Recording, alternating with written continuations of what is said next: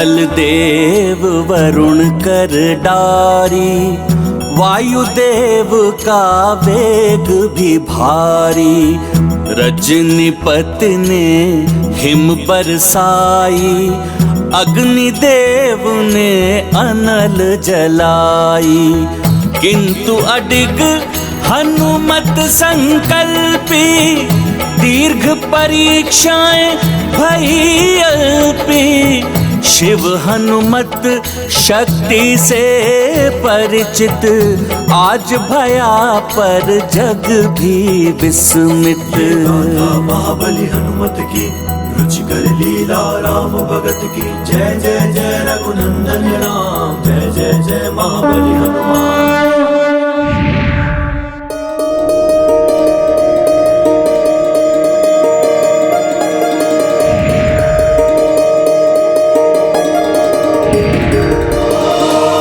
प्रणाम महादेव।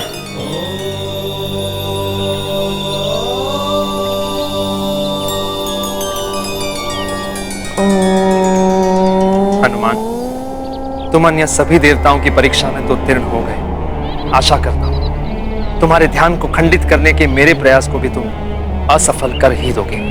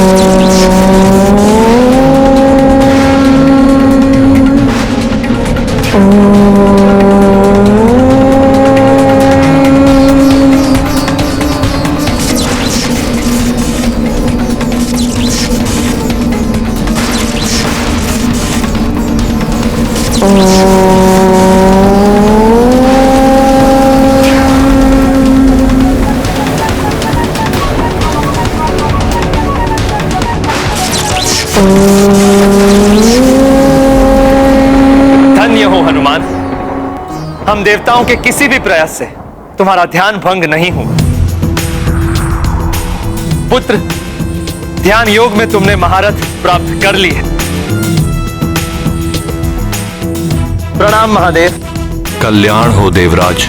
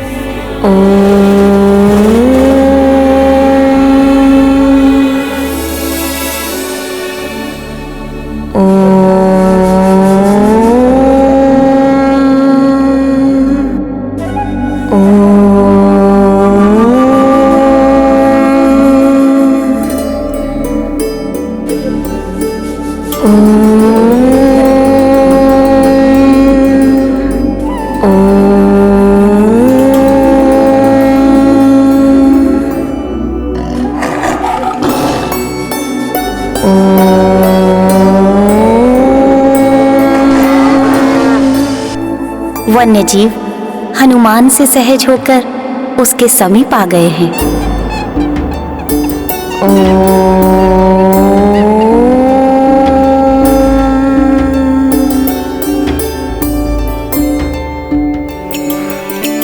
परंतु महादेवी, ये कैसे संभव है? देवराज इंद्र, हनुमान स्थिरता के ऐसे उच्च स्थान पर पहुंच गया है जिसके प्रभाव से वन्य जीवों में सौहार्द उत्पन्न होता है, जो मात्र कैलाश में ही देखने को मिलता है। परंतु हनुमान ने अपनी साधना से उसका सृजन यहीं कर लिया है। धन्य है पुत्र हनुमान। दृढ़ कपीश जब ध्यान लगावे, जल थल अंबर सब थम जावे। जय मारुति जय केसरी नंदन, कोटि कोटि वंदन अभिनंदन।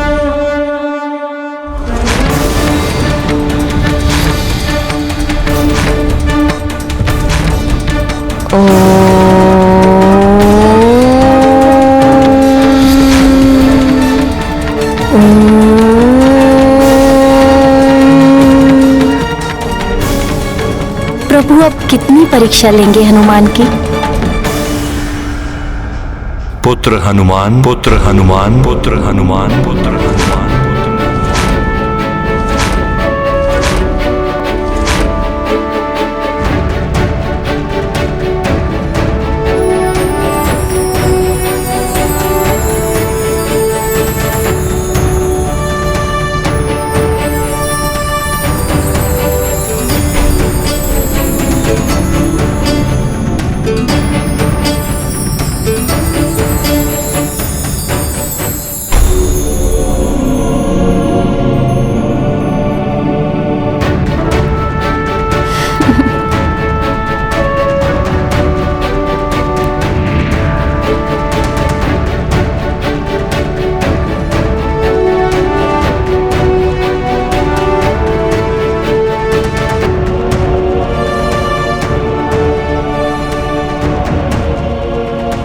पुनः स्थिरता प्राप्त कर तुम ध्यान योग में दक्ष हुए।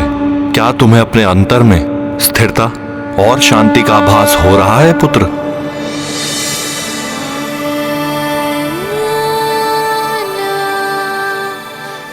हाँ भोले बाबा, अवश्य हो रहा है, परंतु जो शांति स्पर्श जो मुझे आपके हृदय से लगकर हुई थी, उसकी तुलना में ये कुछ भी नहीं है। परंतु पुत्र, जिसकी प्राप्ति तुम्हें हुई वो परम शांति और एकाग्रता अनुपम है। इनकी सहायता से तुम योग की अन्य विधाओं में भी सक्षम हो जाओगे। ये तो आपकी कृपा है भोले बाबा। आपके मार्गदर्शन से ही हनुमान जैसा चंचल वानर बालक अपने ध्यान को केंद्रित कर पाया। पुत्र हनुमान, असाधारण शिष्य हो तुम। इतनी शीघ्र ही इतना कुछ सीख गए। ध्यान योग में निपुण होकर अब तुम हठ योग की शिक्षा प्राप्त करने के लिए योग्य हो गए हो।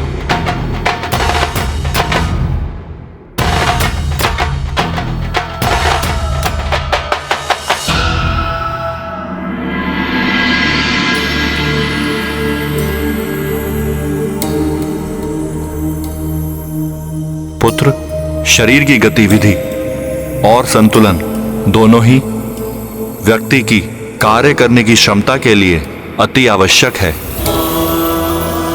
इन दोनों का अभ्यास ही हठ योग है, जो शरीर, बुद्धि और आत्मा में समन्वय स्थापित करता है, जिससे जीवन में उचित निर्णय लेकर सफलता प्राप्त करना सरल हो जाता है।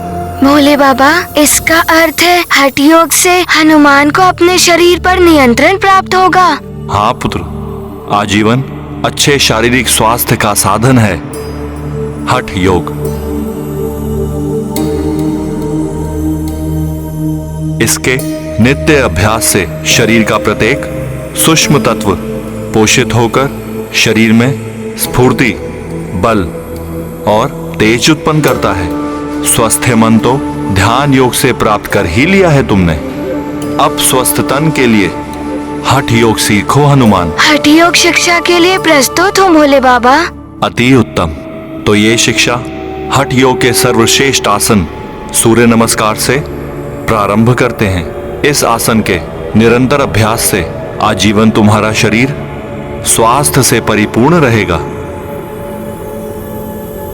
सूर्य नमस्कार के 12 आसनों में प्रथम आसन प्रणाम आसन से सूर्य नमस्कार आरंभ होता है। अपने दोनों पैरों पर शरीर के भाग को विभाजित कर अपने शरीर को संतुलित करो। आओ सूर्य नमस्कार आरंभ करें।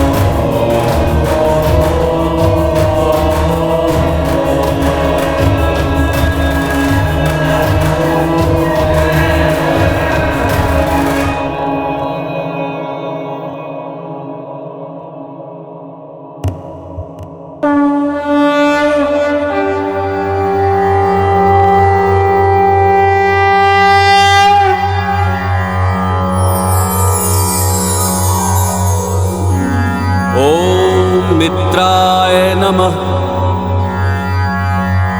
ॐ रवये नमः। ॐ सूर्याय नमः। ॐ भानवे नमः। ॐ खगाय नमः। ॐ पूष्णे नमः। ॐ हिरण्यगर्भाय नमः। ॐ मरीचये नमः। ॐ आदित्याय नमः। ॐ सवित्रे नमः। ॐ अर्काय नमः। ॐ भास्कराय नमः।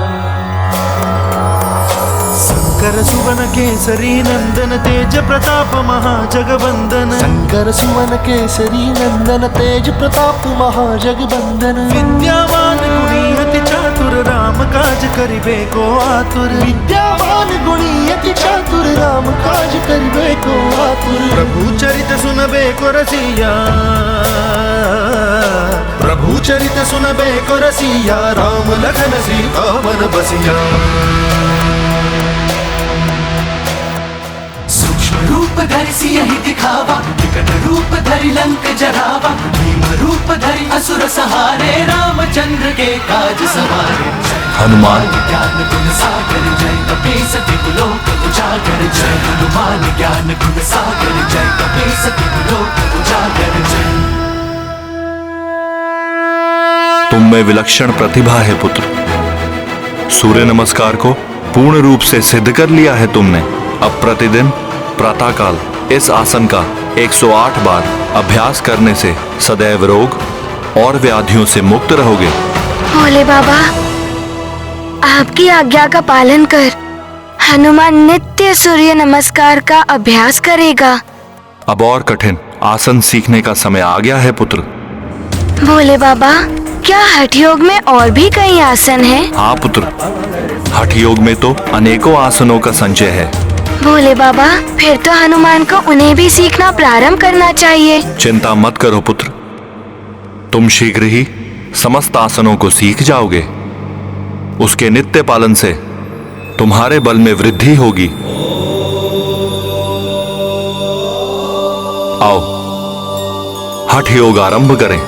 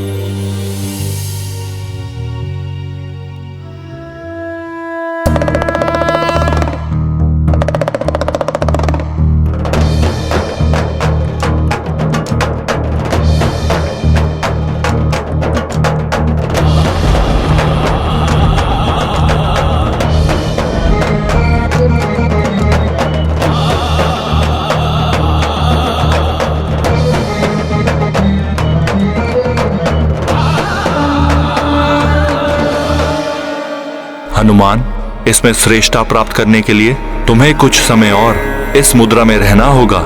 मैं ध्यान योग में लीन होने जा रहा हूं। मेरे ध्यान में कोई व्यवधान नहीं आना चाहिए।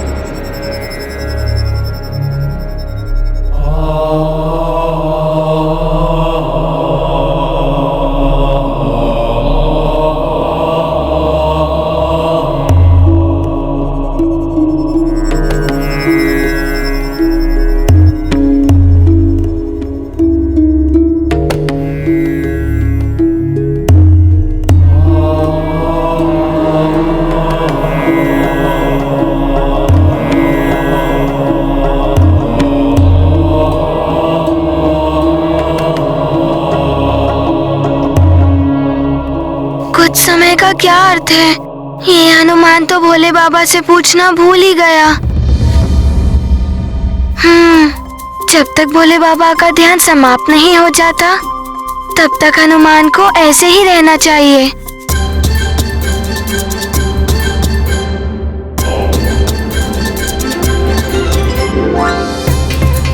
प्रभु के आदेश पर हनुमान इतनी दीर्घ अवधि तक इस कठिन नटराज मुद्रा में स्थित है।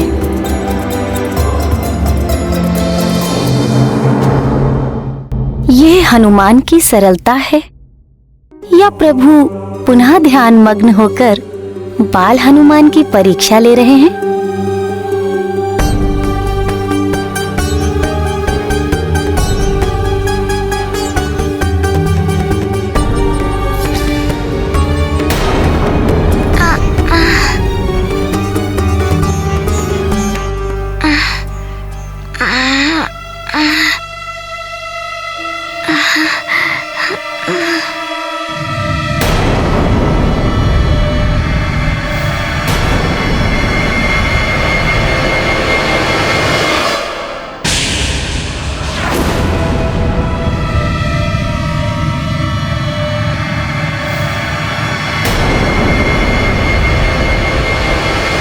चींटियों का काटना हनुमान ने सहन तो कर लिया, परंतु प्रतीत होता है हनुमान के पांव पर एक वृश्चिक चढ़ रहा है।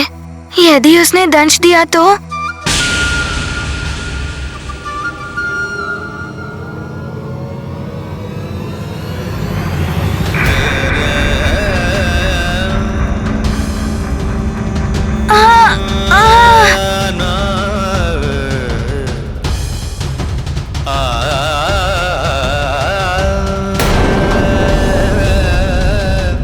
हनुमान को किसी भी प्रकार से इस मुद्रा में रहना ही होगा। भोले बाबा की अवज्ञा नहीं कर सकता मैं।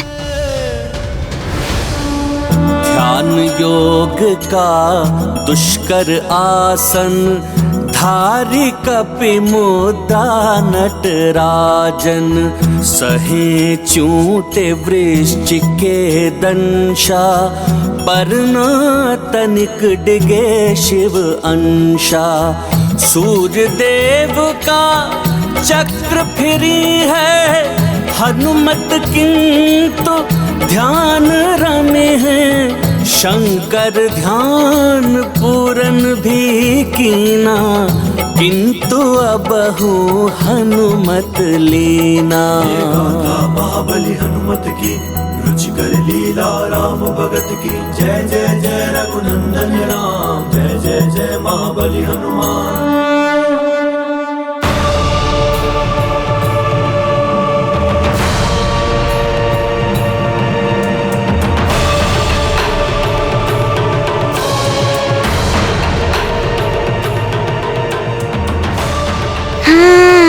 भोले बाबा ने मुझे ध्यान एवं ओम का उच्चारण करने से सारी परिस्थितियों से सामना करना सिखाया है।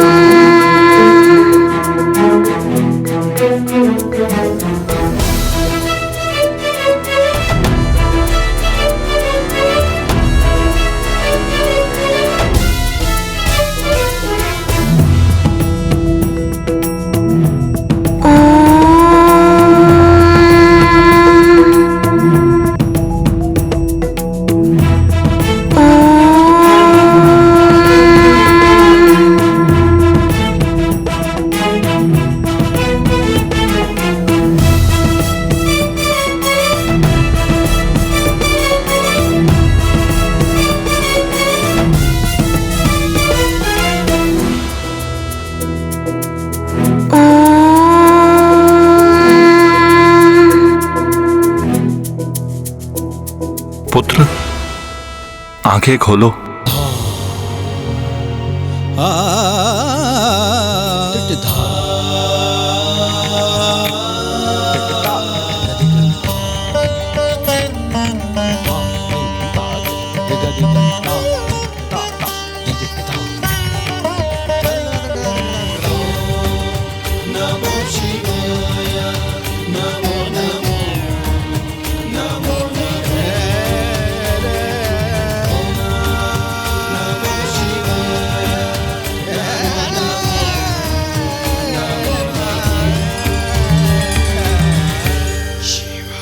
वृश्चिक के दंत से कितनी पीड़ा हुई होगी तुम्हें पुत्र। मैंने तो तुम्हें स्पष्ट कहा था, तुम्हें नटराज आसन तभी तक करना है जब तक तुम्हारे शारीरिक संतुलन का अभ्यास पूर्ण हो जाए। फिर तुम इतने दीर्घ अवधि तक ऐसी मुद्रा में क्यों रहे पुत्र?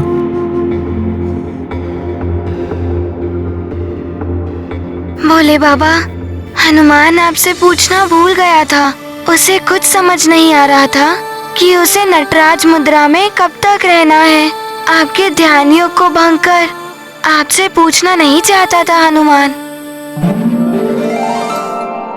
इतनी लंबी अवधि तक नटराज आसन में रहकर तुमने ये प्रमाणित कर दिया है कि तुम हठ योग में भी पारंगत हो गए हो हनुमान। पुत्र, मुझे गर्व है कि मुझे तुम जैसा शिष्य मिला।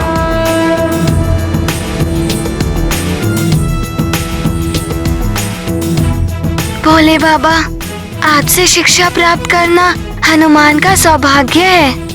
आपने हनुमान की सहायता कर उसकी निराशा एवं उदासी को निकाल दिया है। अब हनुमान में ऊर्जा, विश्वास और प्रसन्नता का संचार हो रहा है। मैं इसलिए तो आया था पुत्र। अब तुम संपूर्ण जीवन हठ योग का नियमित पालन करोगे। तुम्हारा शरीर और मस्तिष्क दोनों उत्तम होंगे। असीमित गति, ऊर्जा और आंतरिक बल का संचार होगा। सदैव रोग और व्याधियों से मुक्त रहेगा तुम्हारा शरीर। भोले बाबा, हनुमान आपके हर आदेश का पालन करेगा। हनुमान, तन मन के लिए हठ और ध्यान योग मैंने तुम्हें सिखा दिए हैं। इसलिए अब तुम्हारे ज्ञान योग की अत्यंत महत्वपूर्ण शिक्षा प्राप्त करने का समय आ गया है। ज्ञान योग तुम्हें अपने जीवन के उद्देश्य के बारे में जागरूक रहकर उसे तुम्हें प्राप्त करने में समर्थ बनाएगा। भोले बाबा, हनुमान ज्ञान योग सीखने के लिए भी तत्पर है। ज्ञान योग की शिक्षा मैं तुम्हें नहीं दूंगा, स्वयं माता सरस्वती तुम्हें प्रदान करेंगी। तुम्हारा कल्याण हो पुत्र। मेरा आशीष सदैव तुम्हारे साथ रहेगा। प्रणाम भोले बाबा। हनुमान की प्रार्थना है कि आप सदैव हनुमान पर इसी प्रकार अपनी कृपा दृष्टि बनाए रखिएगा।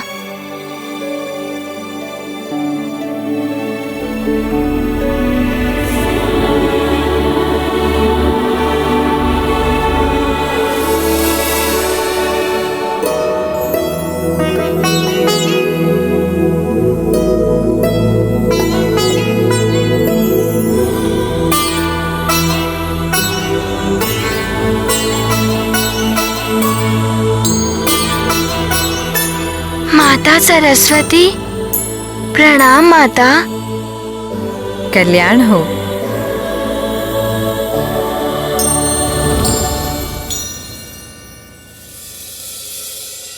माता, हनुमान के तो भाग्य के द्वार ही खुल गए। पहले भोले बाबा ने कृपा की और अब आपने अपने दर्शन दिए। पुत्र हनुमान, मात्र मेरे दर्शन ही नहीं, मुझसे शिक्षण भी प्राप्त होने वाला है तुम्हें। ज्ञान योग में निपुण बनाने आई हूँ मैं तुम्हें। माता, आप तो ज्ञान एवं विद्या की देवी हैं। आपसे ज्ञान प्राप्त करके हनुमान का जीवन तो धन्य हो जाएगा। हनुमान, ज्ञान योग के बिना हठ योगी एवं ध्यान योगी अपूर्ण है। ज्ञान योग को प्राप्त करके ही हठ योगी एवं ध्यान योगी संसार के कल्याण के लिए अपने योग का समुचित प्रयोग कर पाते हैं। ज्ञान योग के द्वारा ही तुम्हें ईश्वर की विशालता एवं महानता का आभास होगा, जिससे तुम्हारी आस्था एवं भक्ति में भी वृद्धि होगी। अर्थात ज्ञान योग एवं भक्ति योग दोनों एक साथ ही प्राप्त होंगे हनुमान को। हाँ हनुमान, ज्ञान योग में भक्ति योग भी समाहित है।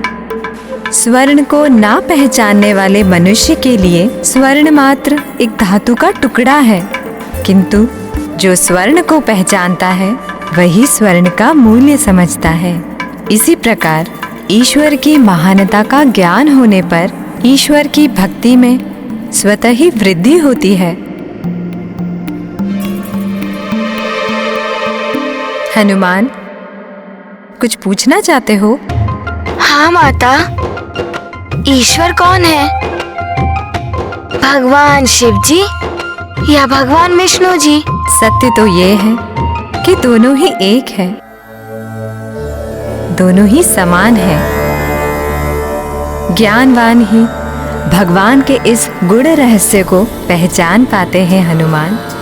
शिव जी की सृजन शक्ति जब नारी रूप में होती है तो देवी आदि शक्ति कहलाती है, जो देवी पार्वती के रूप में उनके साथ रहती है। शिव जी की पालक शक्ति जब पुरुष रूप में होती है तो उन्हें विष्णु देव के रूप में ये संसार जानता है। भगवान विष्णु का कार्य है संसार का पालन करना। संसार का पालन करना?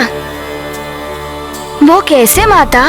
हनुमान, जिस प्रकार माता अपने पुत्र का पालन करती है, समस्त संकटों से अपने पुत्र की रक्षा करती है, उसी प्रकार संसार में जब जब पाप और अधर्म बढ़ता है तब तब भगवान विष्णु धर्म एवं संतों की रक्षा के लिए अवतार लेते हैं और पाप का अंत करके पुनः धर्म की स्थापना करते हैं। हनुमान, सत्य तो ये है कि मैं तुम्हें भगवान विष्णु के अवतारों के बारे में बताने आई हूँ, जिससे भगवान की विशालता एवं उनकी महानता से तुम्हारा परिचय होगा। भगवान विष्णु जी के सारे अवतारों के बारे में? बहुत ही आनंद आएगा। माता, हनुमान को शीघ्र ही बताइए ना, भगवान विष्णु जी ने कौन से अवतार धारण किए थे? हाँ हाँ हनुमान, बताती हूँ। ध्यान से सुनो हनुमान। भगवान विष्णु का प्रथम अवतार था प्रभु श्री मत्स्य अवतार लिया था।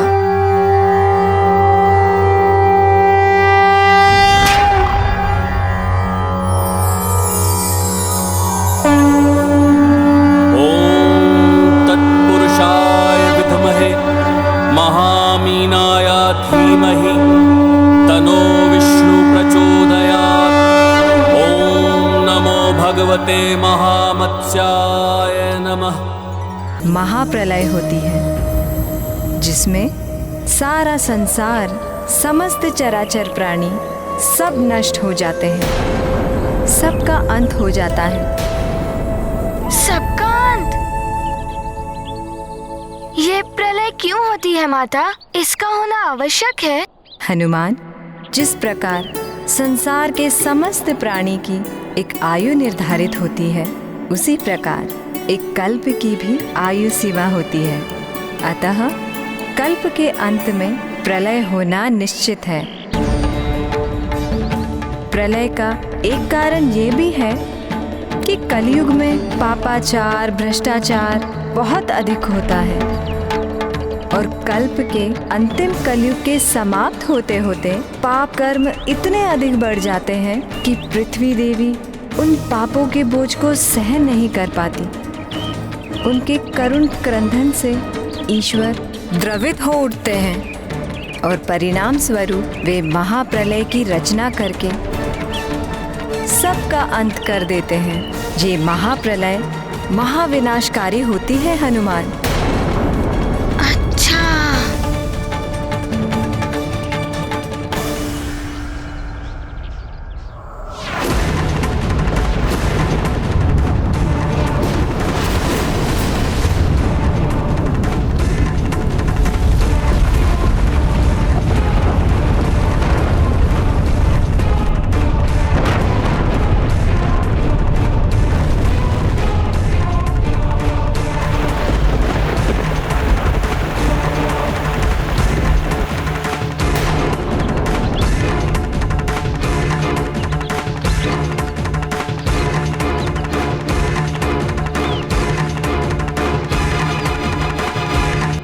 उस समय की महाप्रलय भी महाभयंकर हुई होगी। सब कुछ नष्ट होने का अर्थ है सबकी मृत्यु। सबकी मृत्यु नहीं हनुमान, कलयुग के पापमय अंधकार में भी धर्म और आस्था की ज्योति जगाए रखने वाले कुछ भक्त हृदय मनुष्य भी होते हैं। ऐसे कुछ स्त्री पुरुषों, कुछ जीव जंतुओं एवं वनस्पतियों आदि को स्वयं ईश्वर ने अपनी लीलाओं के द्वारा विनाशकारी प्रलय से बचाया था। यही तो मैं भी सोच रहा था माता, कि भक्तों की रक्षा ईश्वर ने अवश्य ही की होगी। हनुमान, महाप्रलय से भक्तों के प्राण बचाने के लिए ही भगवान श्री विष्णुदेव ने ही मत्स्य अवतार लिया था।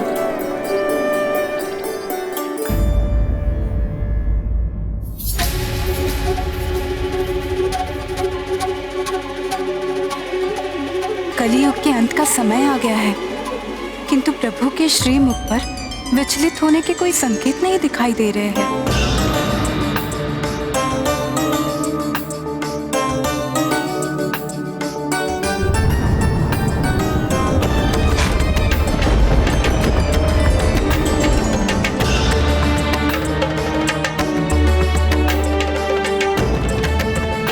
स्वामी, जगत का अंत होने को है। जग को अपने प्रथम अवतार के दर्शन दीजिए प्रभु। प्रलय की विनाश लीला का आरंभ हो गया है।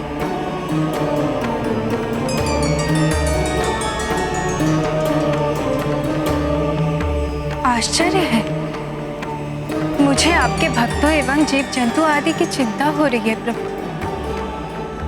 किंतु आप निश्चिंत एवं प्रसन्नचित्त दिखाई दे रहे हैं। आपकी भी लीला का समय हो गया है प्रभु।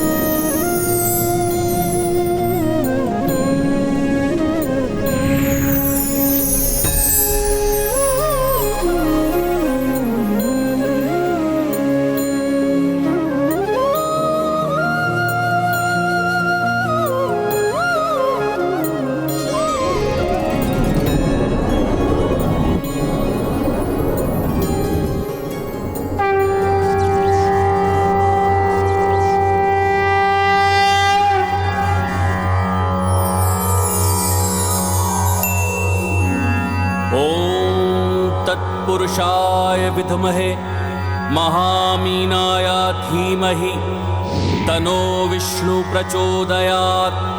ओम नमो भगवते महामत्स्याय नमः। किंतु माता, उस छोटे से मत्स्य ने सारे भक्तों को महाप्रलय महाविनाश से कैसे बचा लिया? शीघ्र बताइए माता। वानर हूँ ना, चंचल बुद्धि हूँ। आप मेरी चंचलता पर ही हंस रही है ना? क्या करूँ माता, शीघ्र ही उतावला हो जाता हूँ। पुनः हंसने लगी आप माता। हनुमान, तुम्हारे भोले भाले मुखड़े और नटखट भाव भंगिमा से ही हंसी आ गई थी। हनुमान, छोटी सी मुट्ठी में भी सारा संसार समा सकता है। स्मरण रहे हनुमान, संसार में छोटा बड़ा कुछ नहीं होता।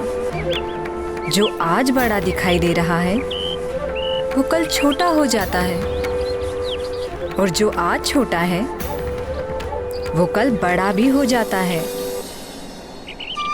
मुझे तो कुछ समझ में ही नहीं आ रहा है माता।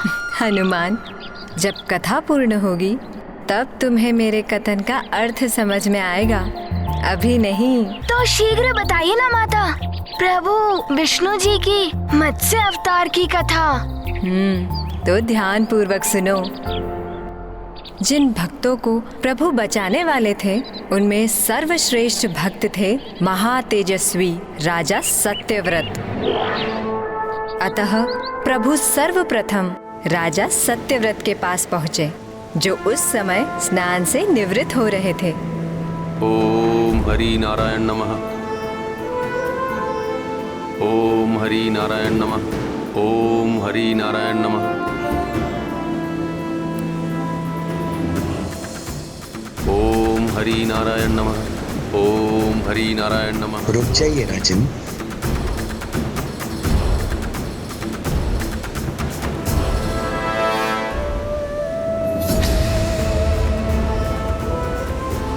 ये मत्स्य मेरी अंजलि में? मुझे जल में मत छोड़िए राजन। प्रभु, आपकी लीला भी अनोखी है। आपकी कृपा हो तो पत्थर भी बोल पड़ते हैं। ये तो एक जीवधारी मत्स्य है। आप तो देख ही रहे हैं, मैं एक छोटा सा मत्स्य हूँ। समुद्र में भयानक जलचरों के मध्य मेरा जीवन कभी भी संकट में पड़ सकता है। वे एक क्षण में मुझे अपना भोजन बना लेंगे। मैं इसीलिए आपकी शरण में आया हूँ, मेरी रक्षा कीजिए। मत्स्य, तुम बिल्कुल चिंता ना करो, मैं भली भांति तुम्हारी देखभाल करूंगा और तुम्हें रहने के लिए सुरक्षित और पर्याप्त स्थान दूंगा। धन्यवाद राजन।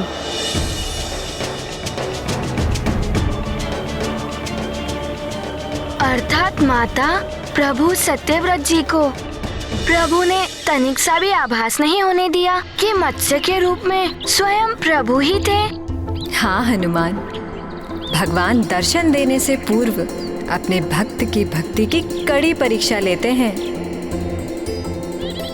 हाँ, फिर राजा सत्यव्रत जी की प्रभु ने कैसे परीक्षा ली? राजा सत्यव्रत उन मत्स्य रूपी प्रभु को कमंडल में लेकर महल पहुँचे।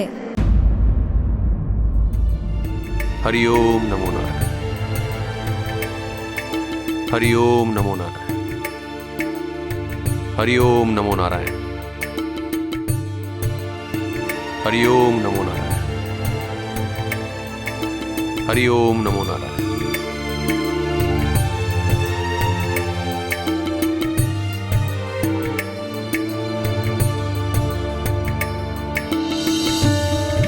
हरिओम नारायण हरि। हरिओम नारायण हरि। यह ध्वनि कहां से आ रही है? यह गड़गड़ की ध्वनि तो और तीव्र हो गई। यह ध्वनि कहां से आ रही है?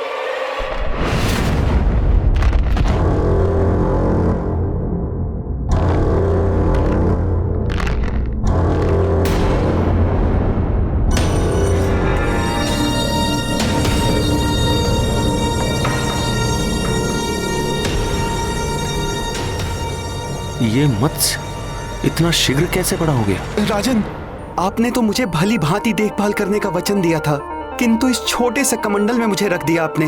ये बहुत छोटा है, मैं असहज हूँ इसमें। अच्छा अच्छा, तुम चिंता मत करो, मैं तुम्हें तुम्हारे योग्य किसी बड़े और सुरक्षित स्थान पर ले जाता हूँ। धन्यवाद राजन।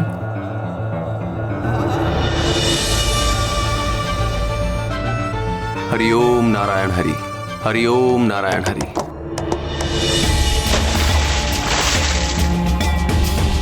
अब तुम इसमें आराम से रहो। यह स्थान तुम्हारे लिए काफी बड़ा, अच्छा और सुरक्षित है। यह विशाल पात्र तुम्हारे लिए उपयुक्त रहेगा। तुम्हें यहाँ कोई कठिनाई नहीं होगी। हरिओम नारायण हरि। अब क्या हुआ? राजन, रक्षा कीजिए। मत्स्य, तुम चिंता ना करो, हम तुम्हारे साथ किसी भी प्रकार की कोई दुर्घटना नहीं होने देंगे। हम तुम्हें इससे भी बड़े और उपयुक्त स्थान पर रखेंगे। धैर्य रखो। अर्थात पुनः प्रभु की लीला हुई? फिर क्या हुआ माता, शीघ्र बताइए ना। फिर जैसे ही राजा सत्यव्रत ने कक्ष के बाहर अपना पांव रखा,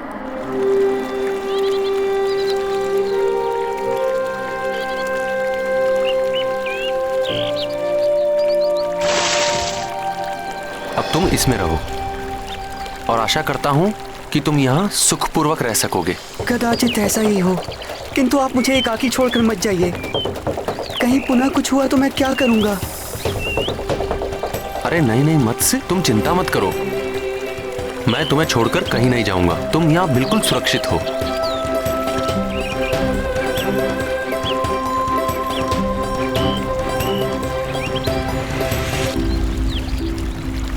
परंतु माता, हनुमान को एक बात समझ नहीं आ रही है।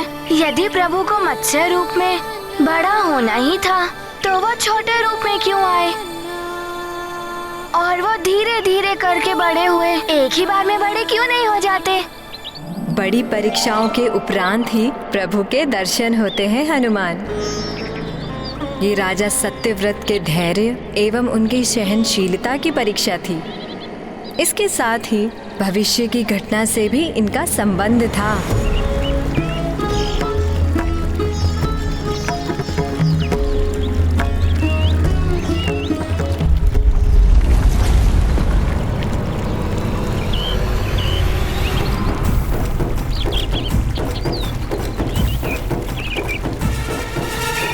अब क्या हो रहा है? पुनः बड़ा हो गया ये मत्स्य।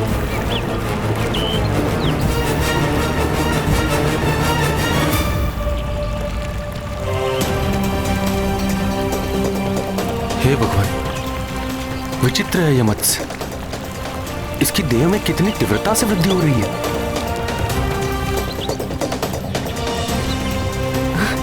राजन, क्या सोच रहे हैं? शीघ्र कुछ कीजिए। ये पात्र भी मेरे लिए छोटा पड़ रहा है।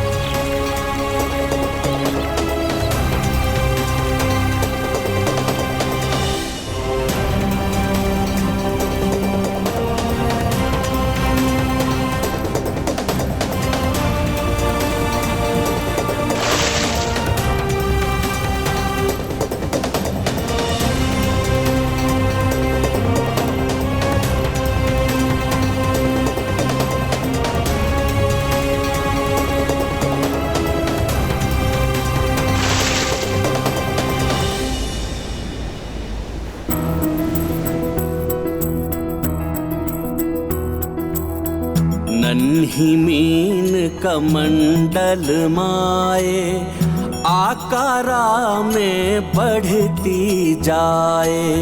ताल तलैया सरी समंदर, हारे मत्स्य से सारे पयोधर। धर्म परायण धर्म अधिष्ठा, भूप न तोरे निर्बल निष्ठा। लेवे परीक्षा नृप की आए, मत्स्यवतारा हरि दर्शाए। यह क्या विचित्र माया है? एक साधारण मत्स्य के लिए तो क्या, इस संसार के किसी भी प्राणी के लिए ऐसा चमत्कार करना असंभव है। कदाचित मेरे प्रभु की मुझ पर विशेष कृपा हुई है और उन्होंने यह निश्चय किया है कि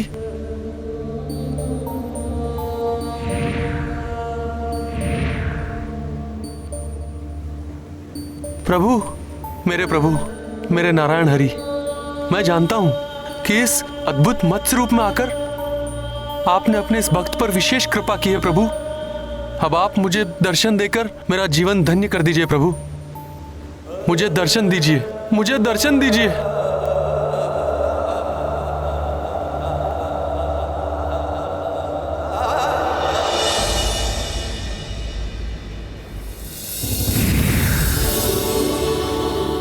प्रभु।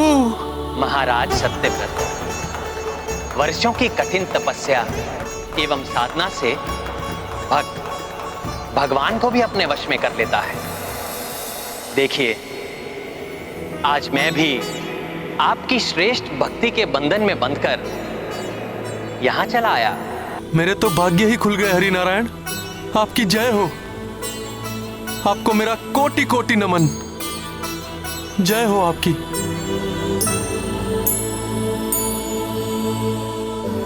प्रभु, आपने दर्शन देकर मेरे संपूर्ण जीवन की साध पूर्ण कर दी। प्रभु, मेरे भगवान, अब मुझे अपने इस जीवन में कुछ और प्राप्त करने की इच्छा नहीं रही। किंतु महाराज सत्यव्रत, आज तो मुझे आपसे कुछ चाहिए। प्रभु, मेरे पास मेरा तो कुछ भी नहीं है। जो कुछ है सब आपकी ही कृपा का फल है प्रभु। आप आज्ञा दें प्रभु। मैं अपना जीवन भी आपके चरणों में अर्पित करने के लिए प्रस्तुत हूं। राजन, आपको अपना जीवन अर्पित नहीं करना है, अपितु आपको औरों की जीवन रक्षा का कार्य करना है। प्रभु, मैं आपके इस कथन का आशय नहीं समझा। राजन, इस युग का अंत 7 दिनों में होने वाला है। पृथ्वी के अनेक भागों में प्रलय आरंभ हो चुका है। शीघ्र ही ये संपूर्ण पृथ्वी प्रलय जल में समा जाएगी और इस पृथ्वी पर स्थित समस्त चराचर प्राणी मृत्यु को प्राप्त हो जाएंगे। इस विनाशकारी प्रलय में अब तक पृथ्वी का 1/4 भाग डूब भी चुका है। इसलिए राजन, मैंने आपको एक महान दायित्व सौंपने का निश्चय किया है कि आप सभी भक्त, स्त्री पुरुषों, सभी प्रजाति की वनस्पतियों और वृक्षों के बीच, समस्त पशु पक्षियों के नर मादा जोड़े एवं सप्त ऋषियों को उनके परिवार सहित एक विशाल नौका में एकत्रित कर लें। यह कार्य आपको सीमित समय अवधि में पूर्ण करना है। मैं अपनी पूर्ण क्षमता के साथ आपके इस आदेश का पालन करूंगा प्रभु, किंतु चिंता न करें राजन, आपकी सहायता के लिए मैं रहूंगा आपके साथ। बस आपको इतना स्मरण रखना होगा कि नौका को जल में उतारने से पूर्व आपको नागराज वासुकी को भी अपने साथ नौका में रखना होगा। प्रभु, जब मेरे शीर्ष पर आपका वरद हस्त है तो यह कार्य तो संपन्न होगा ही। बस अपना आशीष मुझ पर सदा यूं ही बनाए रखें प्रभु। मुझे आप पर पूर्ण विश्वास है महाराज सत्यव्रत। जिस प्रकार आपने मेरे इस मत्स्य रूप जीवन की रक्षा के लिए इतनी तत्परता से प्रयत्न किए, उसी प्रकार अन्य जीवों की रक्षा करने के लिए भी आप उतनी ही तत्परता से कार्य करेंगे। अवश्य प्रभु, आपके इस आदेश का पूरे प्राण प्रण से पालन होगा।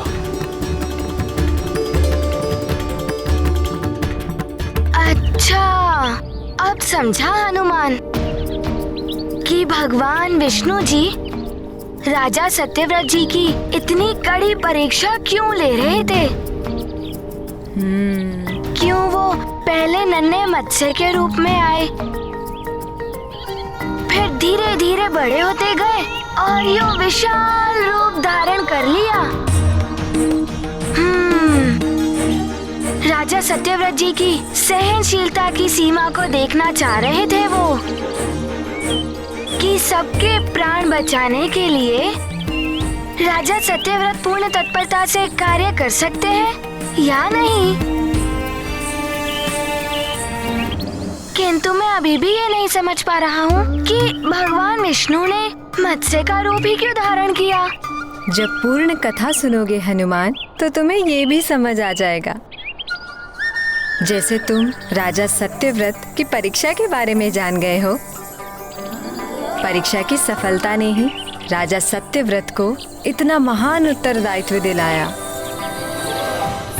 वे भी पूर्ण तत्परता एवं मनोयोग से विष्णुदेव के भक्तों, सहृदय एवं सत्कर्मी स्त्री पुरुषों एवं अन्य जीवधारियों और वनस्पतियों को एकत्रित करने में जुट गए। उनके सेवक भी हर दिशा से मनुष्यों, प्राणियों और वनस्पतियों को ला रहे थे।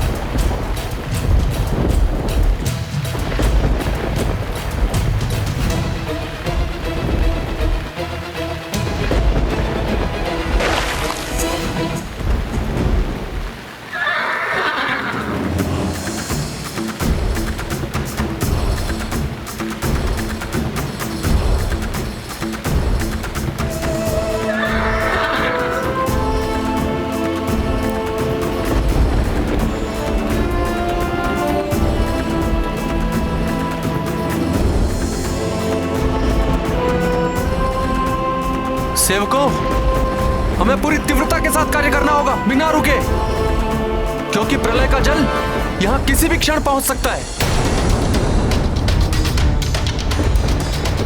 इसलिए बिना क्लांत हुए पूरी शक्ति से कार्य करो।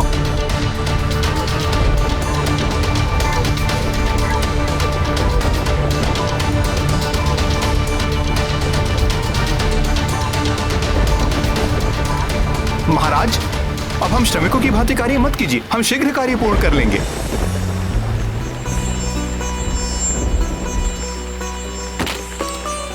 राजा तो प्रजा का सेवक होता है। प्रजा के जीवन की रक्षा करना ही राजा का प्रथम कर्तव्य है। जितने हाथ श्रम करेंगे जी, उतना ही कार्य तेजी से पूर्ण होगा। जी महाराज।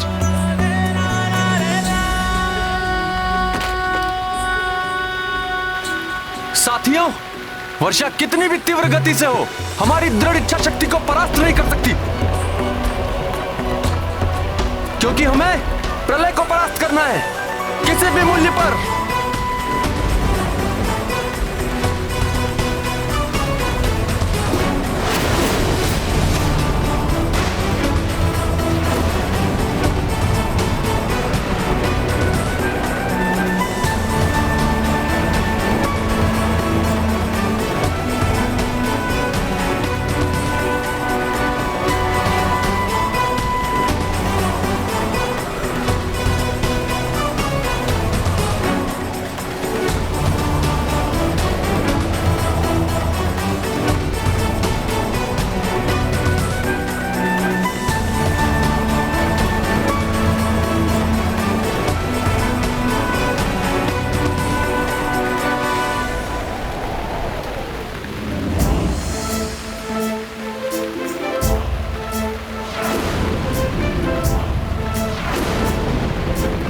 साथियों, समय बहुत अल्प है मित्रों, अपनी संपूर्ण शक्ति और सामर्थ्य लगा दो।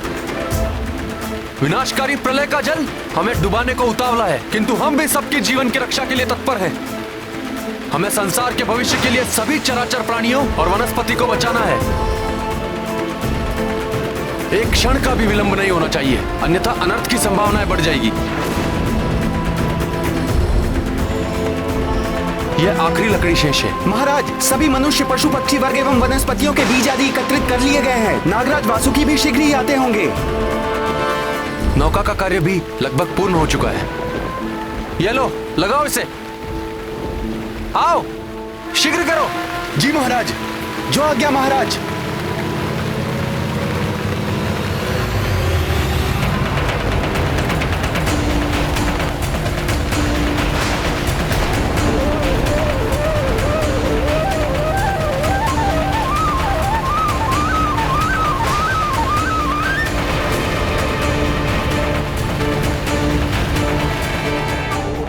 तो पूर्व संकेत है प्रलय की।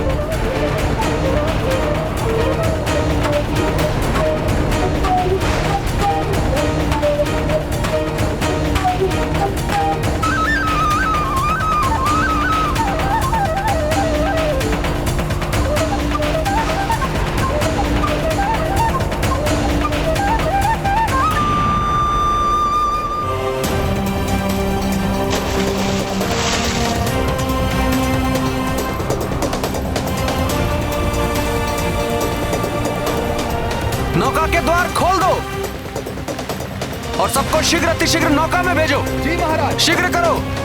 जी महाराज। शीघ्र चलो। चलो शीघ्र करो। शीघ्र चलो। रक्षा करो, रक्षा करो।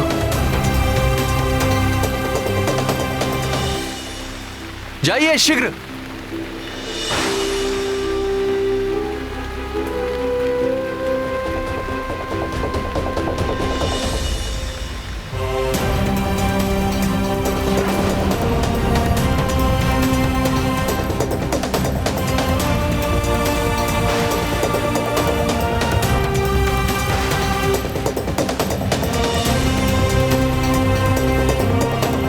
ये वनस्पति और वृक्षों के बीज आदि हैं। जाइए जाइए, शीघ्र कीजिए। चलो शीघ्र चलो। शीघ्र कीजिए, जाइए। हिंसक पशुओं को देखकर कोई भयभीत ना हो। इस विनाशकारी प्रलय से सबके प्राण बचाने हैं हमें। आप सब लोगों से हमारी यह विनती है कि इस कठिन घड़ी में एक दूसरे की सहायता करें। हाँ, हाँ, हाँ। फिर वो मनुष्य हो या पशु पक्षी, आप सब सहयात्री हैं इस नौका में। आइए शीघ्र कीजिए। जी महाराज, चलो शीघ्र करो। शीघ्र करो, प्रलय जल निकट आ गया है।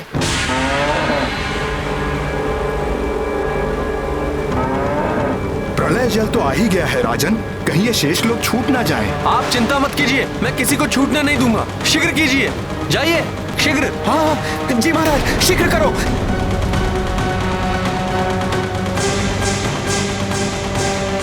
और कोई शेष बचा है?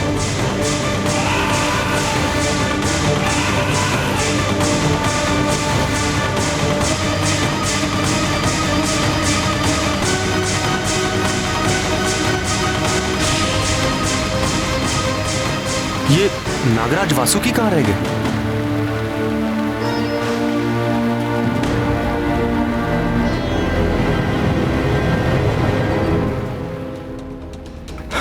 महाराज, और प्रतीक्षा मत कीजिए, द्वार बंद कराइए।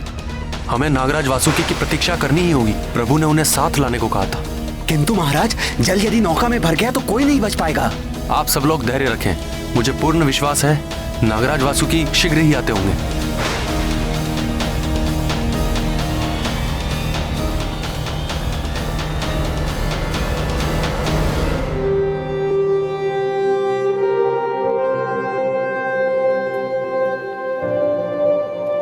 प्रभु श्री नारायण का नाम लो और द्वार बंद करो जल्दी।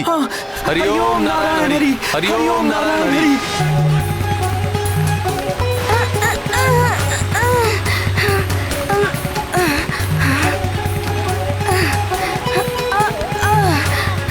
आप सब लोग सतर्क रहें, धैर्य रखें और तनिक भी भयभीत न हो। प्रभु श्री नारायण हम सब की रक्षा करेंगे, निश्चिंत रहें आप लोग।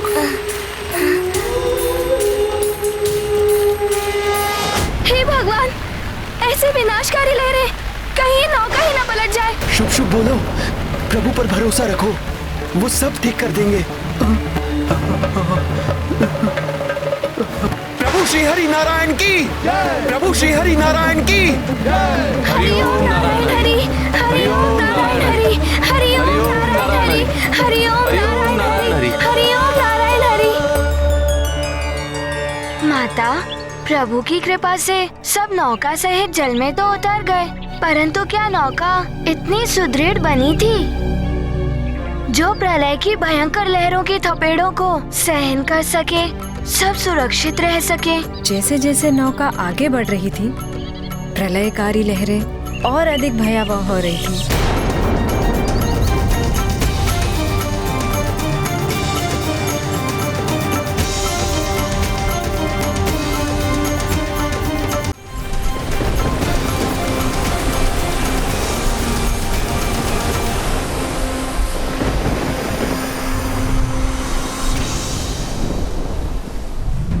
माता, प्रभु की कृपा से सब नौका सहित जल में तो उतर गए, किंतु क्या नौका इतनी सुदृढ़ बनी थी जो प्रलय के भयंकर लहरों की थपेड़ों को सहन कर सके, सब सुरक्षित रह सके।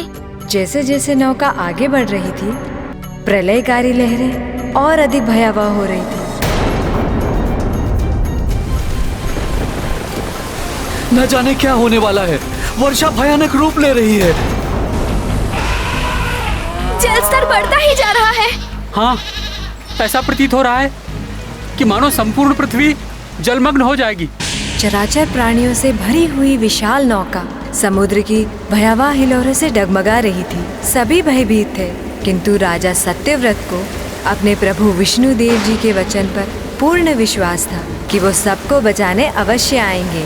राजन, इन भयावह लहरों को देखकर भयभीत हो रहे हैं, किंतु आपके मुख पर चिंता के कोई चिन्ह दिखाई नहीं देते। ऋषिवर, जिन्हें अपने प्रभु पर विश्वास होता है, उन्हें चिंता करने की क्या आवश्यकता है? उनकी चिंता तो स्वयं नारायण हरि करते हैं। आप सब लोग निश्चिंत रहें, धैर्य रखें, प्रभु हमें बचाने अवश्य आए। हरिओम नारायण हरि, हरिओम नारायण हरि, हरिओम नारायण हरि, हरिओम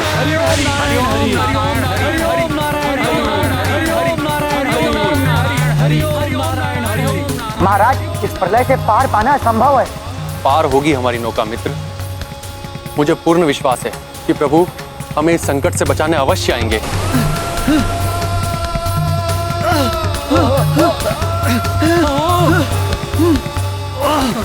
ऐसी भयावह लहरों से हमें कोई नहीं बचा सकता महाराज। आप सब व्यर्थ चिंतित न हो, निश्चिंत रहें, प्रभु हमारी रक्षा अवश्य करेंगे। सब मिलकर प्रार्थना कीजिए प्रभु से।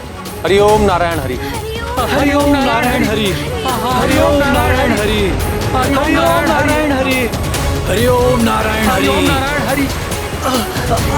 हरि ओम नारायण हरि। हरि ओम नारायण हरि। हरि हरि। हरि ओम नारायण हरि। हरि ओम नारायण हरि। हरि ओम नारायण हरि।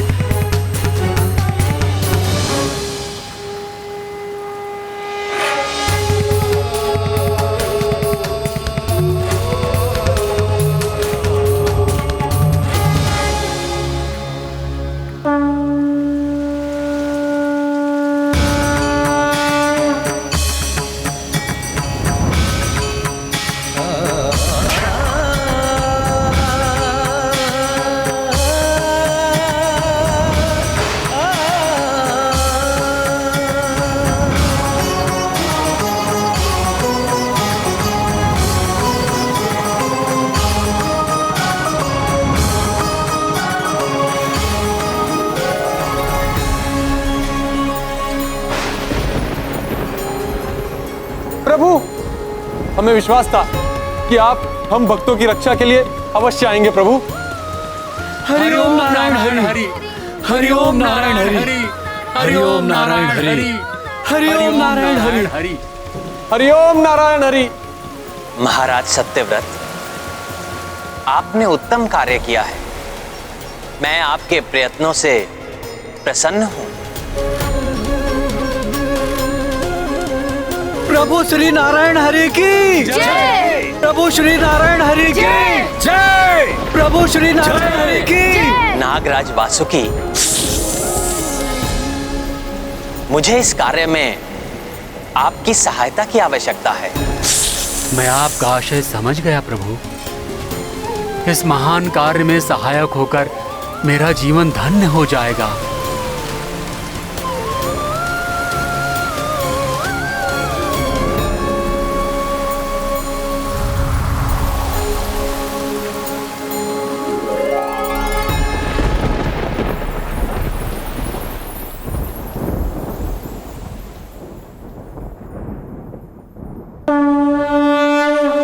सृष्टि सृजन के काज हितारथ, सत्य व्रत करते पुरुषारथ।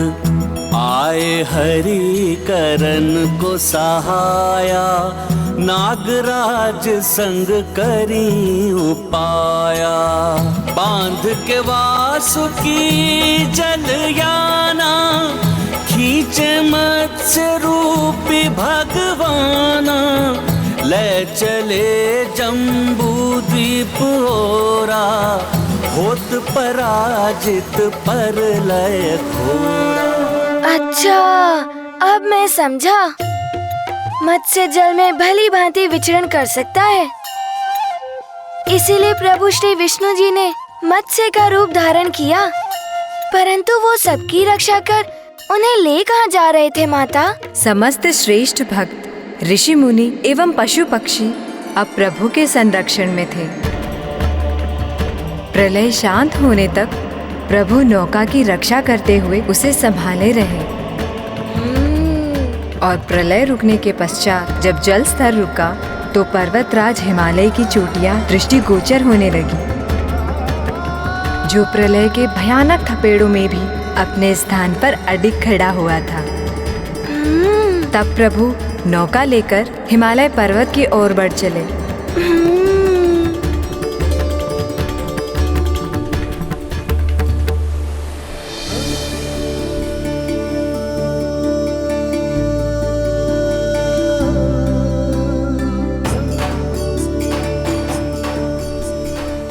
वो देखो पर्वत, अंततः हमारे प्रभु ने हमें पृथ्वी के एक भाग तक पहुंचा ही दिया। ये तो जम्बू द्वीप प्रतीत हो रहा है। हाँ, प्रभु हमें पुण्य भूमि जम्बू द्वीप लेकर आए हैं।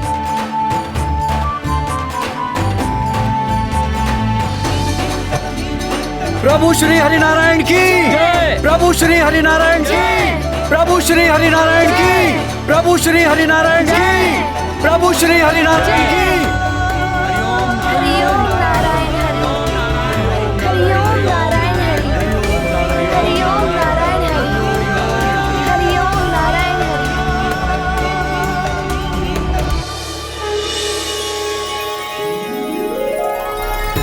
आपकी जय हो प्रभु। हमारी नैया पार करने के लिए आपको कोटि कोटि नमन। कोटि कोटि नमन प्रभु, कोटि कोटि नमन, कोटि कोटि नमन प्रभु, कोटि कोटि नमन प्रभु। आज आपने सिद्ध कर दिया प्रभु कि प्रभु अपने भक्तों का साथ संकट में कभी नहीं छोड़ते। प्रभु श्री हरिनारायण की जय, प्रभु श्री हरिनारायण की जय, प्रभु श्री हरिनारायण की जय, प्रभु श्री हरिनारायण की जय। माता, प्रभु विष्णु जी का सहायक बनना, ऐसे असीम सुख की कल्पना से हनुमान का रोम रोम आनंदित हो उठा।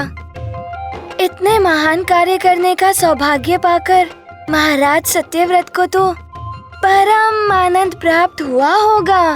अवश्य पुत्र, पर तुम अपना हृदय क्यों छोटा करते हो?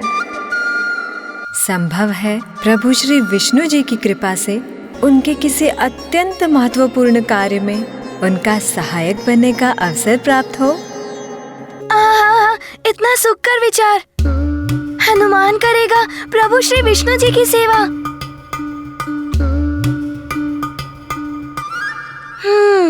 परंतु माता, आप अवश्य स्नेहवश हनुमान को प्रसन्न करने के लिए मधुर वचन कह रही हैं। अबोध वानर बालक हनुमान अपना ही ध्यान नहीं रख पाता,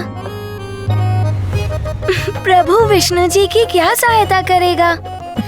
पुत्र हनुमान, तुम्हारा ये भोला रूप अत्यंत मनोहर है। सुनो पुत्र, प्रभु विष्णु जी की भक्ति तो अक्षम को भी सक्षम बना देती है। निर्मल हृदय से उनकी भक्ति करने वालों को वो अवश्य उद्धार करते हैं। हाँ माता, प्रभु विष्णु जी के मत्स्य अवतार के दिव्य प्रसंग से हनुमान को एक परम ज्ञान प्राप्त हुआ है। प्रभु विष्णु जी प्रलय काल में भी अवतार लेकर उनकी रक्षा के लिए आते हैं, जो धर्म का पालन करते हैं और श्रद्धा भाव से प्रभु की भक्ति करते हैं। भले ही इसके लिए उन्हें अपने ही नियम के विरुद्ध क्यों न जाना पड़े। सत्य है पुत्र, परंतु जो अधर्म पथ पर चलते हैं या धर्म का तिरस्कार करते हैं, उनको प्रभु विष्णु जी का संरक्षण नहीं मिलता, अपितु अपने दुष्कर्मों से प्रभु के कोप को जागृत कर ऐसे पापी जीव स्वयं अपने काल को आमंत्रित करते हैं। धर्म की अवहेलना तो स्वयं प्रभु नारायण की अवहेलना है माता। इतना दुस्साहस कौन कर सकता है, बताइए ना माता। दंभ का अंधकार जिनके विवेक की ज्योति हर लेता है, वही ऐसे कर्म करते हैं पुत्र। प्रलय काल में महाविनाश के भयंकर अंधकार से अनेकों अधर्मी असुरों का जन्म हुआ। उनमें से सबसे भयानक दुष्ट असुर ने उनका नेतृत्व संभाला। उनका नाम क्या था माता, शीघ्र बताइए। उसका नाम था हयग्रीव।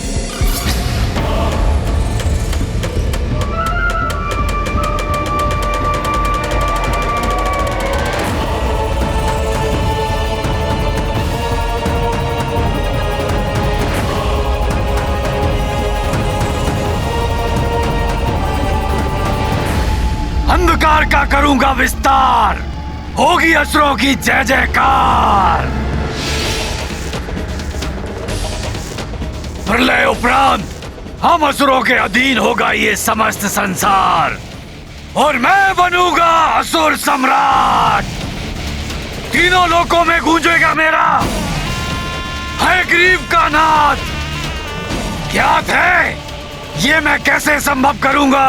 मेरे मस्तिष्क के अंधकार में जनित हुआ है एक कुविचार। वेदों का हरण करूंगा मैं स्वयं ब्रह्मा से। जिससे वो सृष्टि की रचना में असमर्थ हो जाएंगे। फिर स्वयं अपने अनुसार निर्मित करूंगा नया संसार, जिसका होगा नया विधान। तीनों लोकों में होगा मात्र असुरों का निवास। असुर सम्राट हयग्रीव की जय। असुर सम्राट हयग्रीव की जय। असुर सम्राट हयग्रीव की जय। माता, क्या सत्य में हयग्रीव ऐसा करने वाला था? और क्या वेद इतने महत्वपूर्ण और महिमामयी हैं? उनकी शक्ति से कोई अपने अनुरूप जगत की रचना भी कर सकता है? हाँ पुत्र, वे तो स्वयं ईश्वर की दिव्य वाणी का रूप है। उनमें संसार का समस्त आध्यात्मिक एवं सांसारिक ज्ञान संचित है। हयग्रीव को ज्ञात था वेदों की अनुपस्थिति में स्वामी ब्रह्मदेव के लिए पुनः सृष्टि की रचना करना असंभव था। परंतु माता, ब्रह्मा जी के हाथों से वेदों का हरण करना कैसे संभव हो सकता है? अपने इस कुटिल प्रयोजन को पूर्ण करने इतनी शांति से हयग्रीव ब्रह्मलोक पहुंचा कि किसी को उसके आगमन का आभास भी नहीं हुआ। उस समय सृष्टि के रचयिता मेरे स्वामी ब्रह्मदेव योग निद्रा में लीन थे।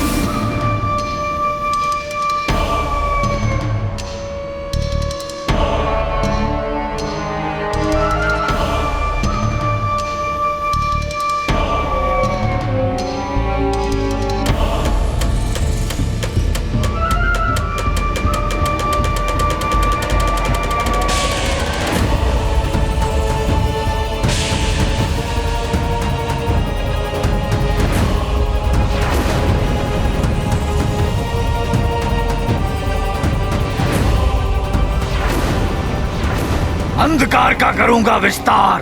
प्रण किया था मैंने, अपने हाथों से वेद हर कर ले जाऊंगा। देखिए ब्रह्मा जी, अपने प्रण में सफल हुआ मैं।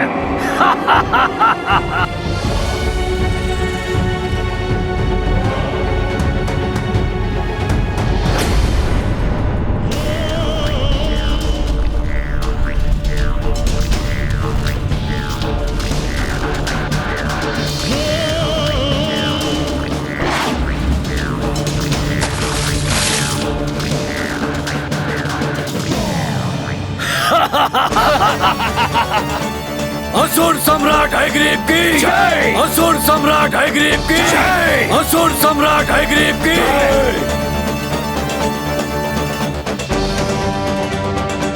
असंभव को भी संभव किया है मैंने। स्वयं ब्रह्मा के हाथों से वेदों को चुरा लाया।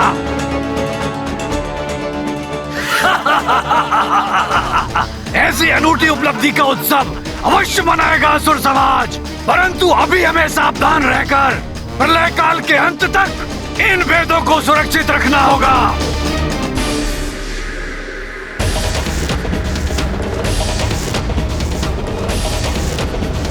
ये तो अभी आरंभ है।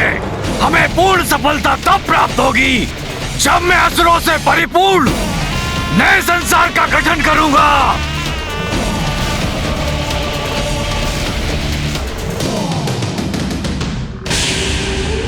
इन वेदों के साथ मैं इस शंख में छुप जाऊंगा। तुम सब समस्त दिशाओं से घेर कर इसकी सुरक्षा सुनिश्चित करो। ध्यान रहे, कोई भी शंख के समीप ना पहुंच पाए।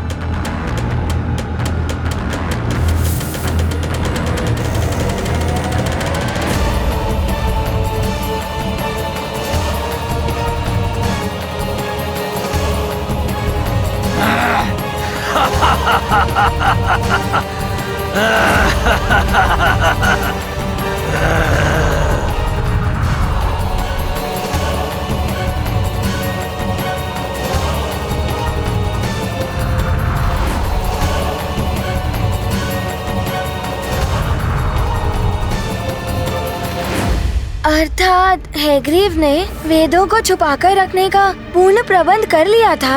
हाँ पुत्र, परंतु यह उसकी मूर्खता थी, क्योंकि सर्वव्यापी सर्वज्ञाता प्रभु विष्णु जी से ब्रह्मांड का कोई भी भेद नहीं छुपता।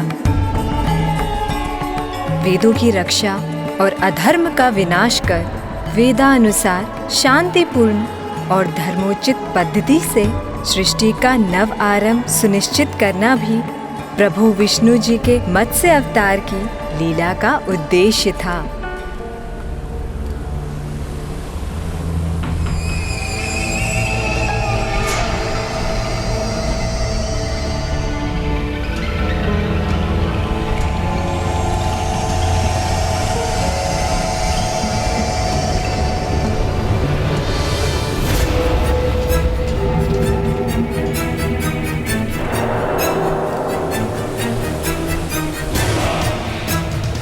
सावधान! भाग जाओ यहाँ से! जीवित रहना है तो लौट जाओ यहाँ से! भयभीत कर दिया है हमने उसे, लौटा दिया।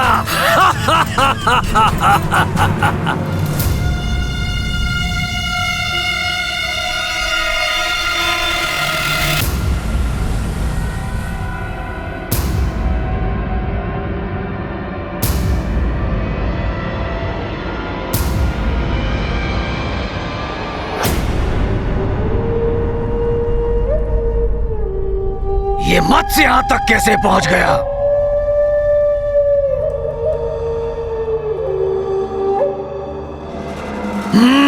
मत्स्य रूप में तुम अवश्य उन दुष्ट देवताओं का मायावी छल हो जो उन्होंने वेदों को प्राप्त करने के लिए रचा है, परंतु व्यर्थ है उनका ये प्रयास। हैग्रीव से वेदों को कोई नहीं छीन सकता। तुम्हारे जैसे सूक्ष्म आकार के मत्स्य तो कदापि नहीं। तुम्हें तो मैं अपना मुख खोले बिना ही निगल सकता हूँ।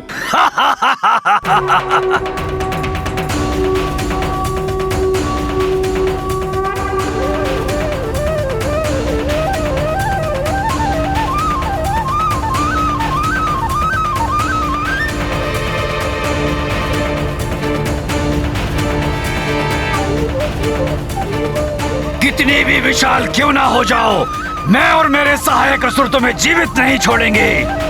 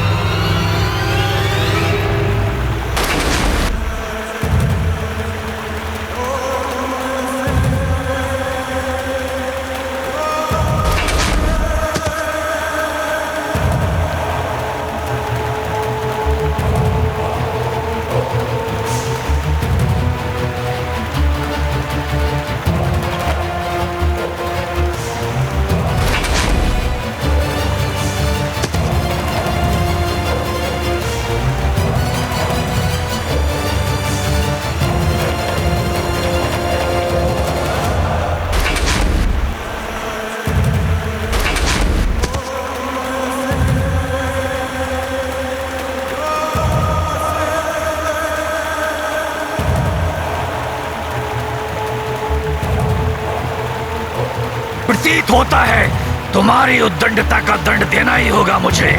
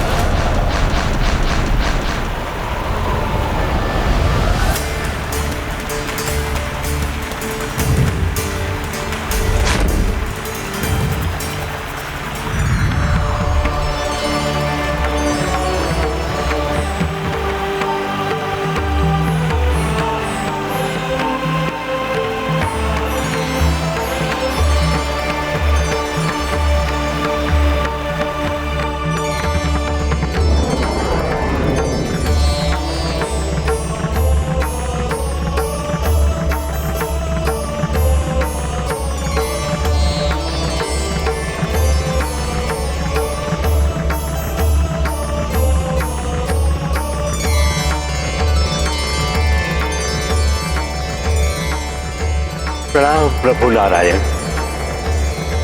निद्रा से जागृत होते ही आपके इस अद्भुत लीला रूप में आपके दर्शन पाकर मैं धन्य हुआ प्रभु। प्रणाम ब्रह्मदेव जी। फिर प्रभु विष्णु जी ने सभी वेदों को स्वामी को लौटाकर उन्हें यथास्थान स्थापित किया और उन्हें पूरा घटनाक्रम विस्तार से बताया और स्वामी प्रभु की भक्ति में मंत्रमुग्ध होकर उनकी स्तुति गाने लगे।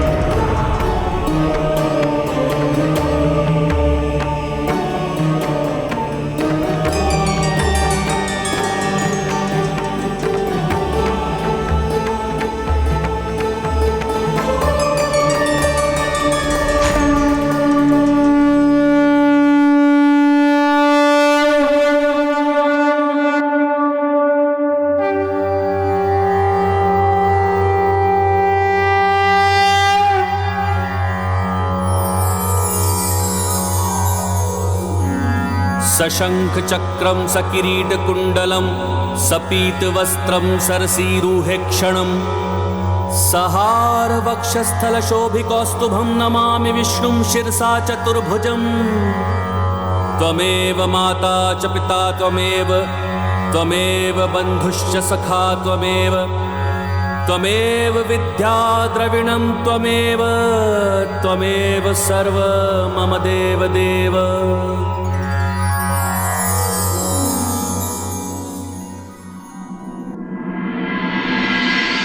हनुमान, प्रभु विष्णु जी के मत्स्य अवतार की लीला के प्रसंग से तुमने क्या ग्रहण किया? माता, हनुमान को ज्ञात हुआ कि अधर्म और अनुचित उद्देश्य से प्रेरित बुद्धि में अहंकार का वास होता है, जिससे व्यक्ति की मति भ्रष्ट हो जाती है। वो भ्रमित होकर अपनी संहारक शक्ति पर अटूट विश्वास कर बैठता है, जो उसी का पतन करवाता है। असुर हैग्रीव इतना आश्वस्त था कि वो तो समझ ही नहीं पाया कि जो त्रिलोकों के स्वामी हैं और सर्वत्र व्याप्त हैं, उन सर्वशक्तिमान प्रभु विष्णु जी को छलना, उनको पराजित करना तो असंभव है। उसका भ्रम ही उसके और उसके सहयोगियों के विनाश का कारण बना। अवश्य पुत्र, इसीलिए तुम अपने संपूर्ण जीवन में सदैव उत्तम विचार और विनीत व्यवहार को अपने व्यक्तित्व का आभूषण बना के रखना। हनुमान जीवन पर्यंत आपकी सीख के अनुसार ही आचरण करेगा माता। सुनो पुत्र, इस प्रसंग के उपरांत प्रभु ने कूर्म अवतार धारण किया। कूर्म अवतार अद्भुत है प्रभु की लीला। पहले मत्स्य और फिर कूर्म, यानी कि कच्छप रूप लिया उन्होंने। हाँ पुत्र, प्रभु विष्णु जी की प्रत्येक लीला का एकमात्र उद्देश्य होता है धर्म की रक्षा और उसका विस्तार। मत्स्य अवतार लेकर उन्होंने प्रलय काल में अपने अनन्य भक्तों एवं सृष्टि की रक्षा की थी। सुदृढ़ पीठ वाले कूर्म का रूप धारण करने में उनका प्रयोजन था देवताओं की रक्षा। देवताओं की रक्षा माता? परंतु किससे? दुष्ट असुरों से पुत्र। सृष्टि के निर्माण के पश्चात सतयुग में पुनः असुरों के आतंक में वृद्धि हो गई। युद्ध में निरंतर पराजित कर उन्होंने देवताओं को त्रस्त कर दिया था।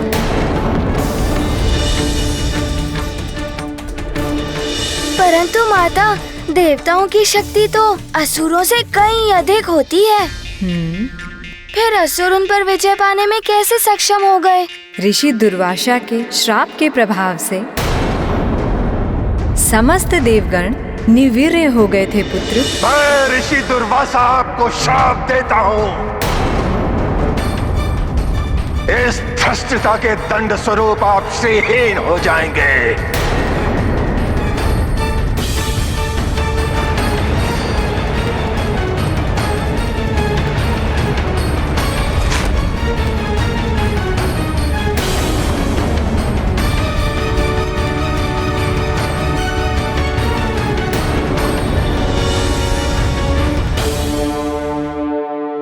श्राप के प्रभाव से देवताओं के ऐश्वर्य का त्रास तो हुआ ही था, उनकी शक्ति भी क्षीण और निम्न हो गई थी, क्योंकि श्री ही शक्ति है और शक्ति ही श्री है। हनुमान को स्मरण हो रहा है कि ऋषि दुर्वासा के श्राप के विषय में हनुमान ने पूर्व में भी सुन रखा है माता। संभव है पुत्र, परंतु तुम्हें ये ज्ञात नहीं होगा कि उसके पश्चात क्या होगा। हाँ माता, हनुमान जानने के लिए उत्सुक है। शीघ्र बताइए ना माता, फिर क्या हुआ? अनेकों बार पराजय का मुख देखने के बाद देवता विवश होकर स्वामी ब्रह्मा जी के साथ प्रभु विष्णु जी के धाम वैकुंठ पहुँचे।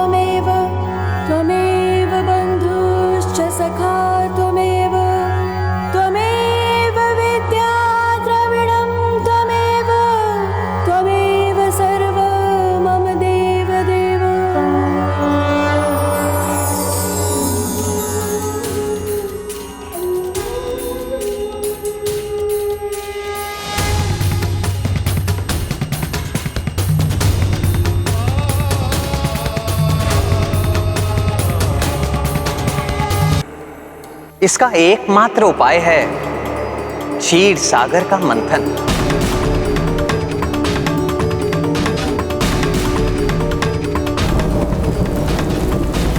जिससे आप अनेक दिव्य एवं बहुमूल्य निधियों के साथ अमृत भी प्राप्त करेंगे। आप अमरत्व के भागी होंगे। हे प्रभु, आपके आदेश का पालन हम सभी देवताओं के लिए परम कर्तव्य है। देवलोक पर छाए संकटों के बादलों से उसे मुक्ति दिलाने के लिए हम हर संभव प्रयास करने के लिए तत्पर हैं। परंतु प्रभु, क्षीर सागर का मंथन कैसे होगा?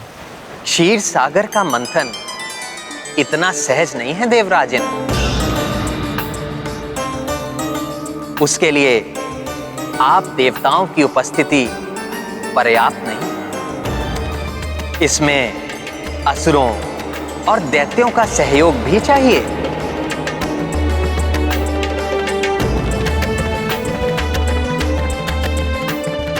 परंतु माता, असुरों का सहयोग तो और भी भयंकर है। उससे तो सब शुभ कार्य अशुभ बन जाते हैं और वो तो देवताओं के चिर शत्रु हैं। वो देवताओं की सहायता क्यों करते भला? ऐसे ही अनेक प्रश्न भी देवताओं के हृदय में भी थे। वो भी प्रभु वचनों से चकित थे, परंतु प्रभु का आदेश था। इस कार्य सिद्धि के लिए असुरों की सहायता अनिवार्य थी। इसीलिए देवताओं ने असुरों से संधि कर ली और सागर मंथन से प्राप्त होने वाली निधियों का बंटवारा करने का प्रण भी लिया।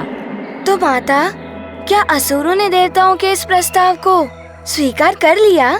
हाँ पुत्र, असुर सागर मंथन के लिए प्रस्तुत तो हो गए, परंतु उन्होंने पूर्व में ही देवताओं से अमृत हरने की योजना गठित कर ली थी।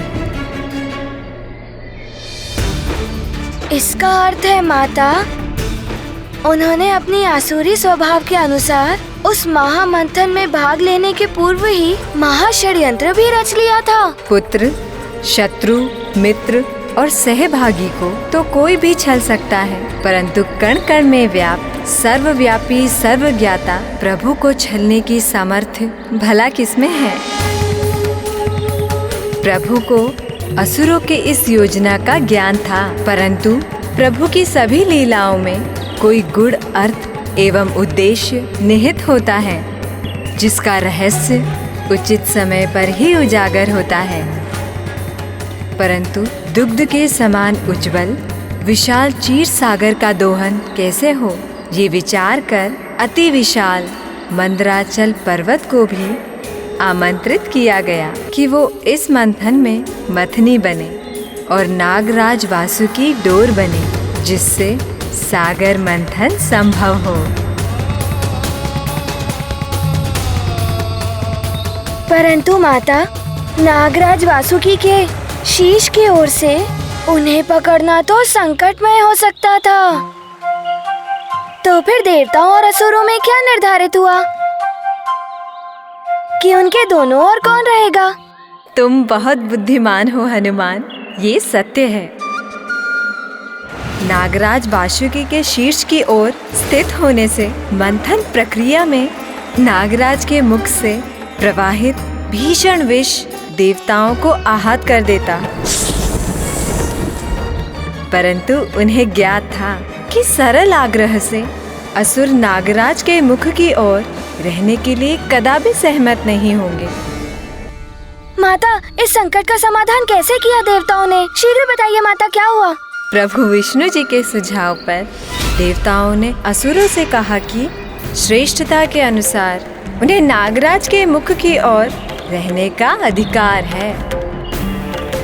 असुरों ने इसे अपना अपमान माना और हट करने लगे कि यदि उन्हें ये अधिकार नहीं मिला तो वे सागर मंथन में भाग नहीं लेंगे।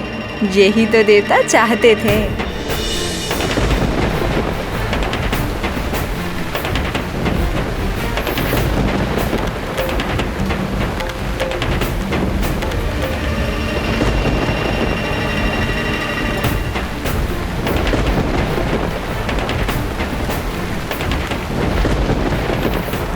देखा, हमारी विजय हुई। नागराज वासुकी का मुख हमारी ओर ही आया।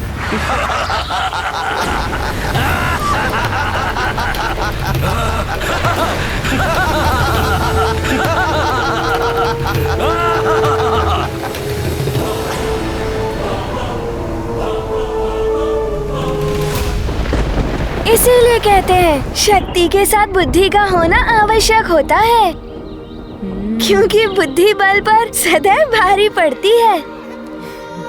परंतु माता, ये सब नियत होने के पश्चात क्या हुआ? फिर वो दृश्य उत्पन्न हुआ जिसका शब्दों में वर्णन असंभव है। देवताओं और असुरों ने मिलकर क्षीर सागर का मंथन प्रारंभ किया। महानतम बलि की, महानतम बलि की, महानतम बलि की।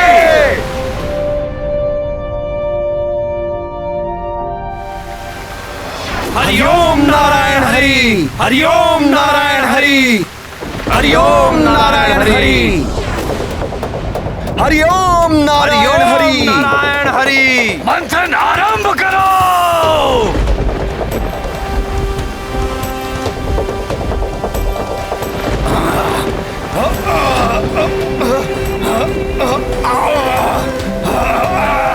और बढ़ेगा।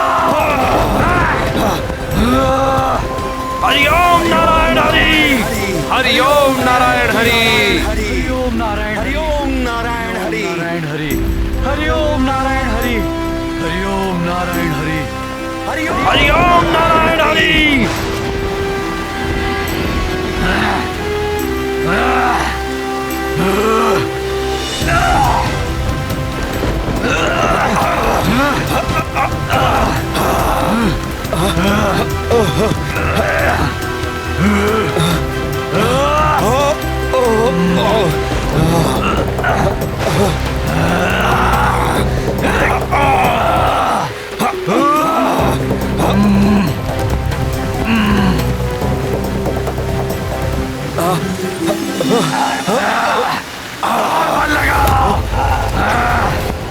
और बल लगा।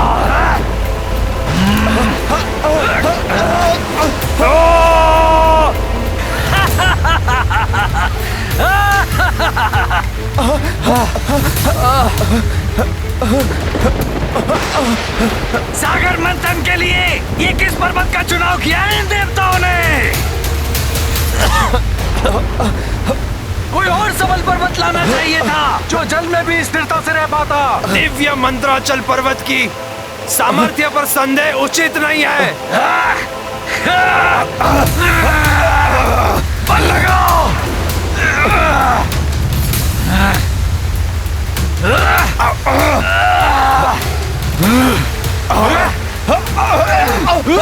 वो जल निमग्न हो रहे हैं क्योंकि हमने इस क्षीर सागर के अथाह जल में उन्हें स्थित करने के लिए कोई ठोस आधार नहीं दिया। हमारा श्रम और समय व्यर्थ करने से पूर्व ये सोच विचार करना चाहिए था देवताओं। पर दोष हमारा ही है। इन देवों पर विश्वास कर कर हमने घोर भूल की है। हरिओम नारायण हरि, हरिओम नारायण हरि, हरिओम नारायण हरि, हरिओम नारायण हरि, हरिओम नारायण हरि।